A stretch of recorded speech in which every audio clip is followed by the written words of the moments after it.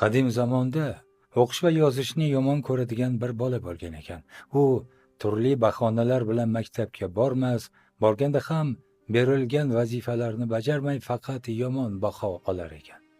Ota-onasining tanbehlariga quloq solmay, "Men katta bo'lsam cho'pon bo'laman, qo'y boqish uchun o'qish kerak emas" der ekan. Bir kuni uylari yaqinidagi o'tloqdan qo'ziqorin terib kelish uchun chiqibdi. Qo'ziqorinlarni terib yurib, uylaridan ancha uzoqlab ketibdi. Yurib uncha chuqur bo'lmagan bir daryo sohiliga kelibdi. Narigi sohildan ham qo'ziqorin termoqchi bo'lib, ko'prik qidiribdi.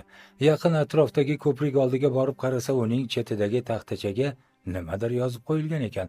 Bola yozuvni o'qiy olmabdi va to'g'ri narigi sohilga qarab yuribdi. Ko'prikning o'rtasiga kelganda u sinib, bola suvga tushib ketibdi. Ovozining boricha yordamga chaqiribdi. Shu orada qo'ylarni o'tlatib yurgan bir cho'pon kaltagini uzatib, bolani suvdan chiqarib olib so'rabdi. "Nega bu ko'prikdan o'tding? Ko'prik ustidagi bu ko'prikdan yurmang. Nariroqda yangi ko'prik bor degan yozuvni ko'rmadingmi?" deb so'rabdi. Bola unga javoban, "Ko'rdim, lekin o'qiy olmadim, chunki men o'qishni bilmayman" debdi.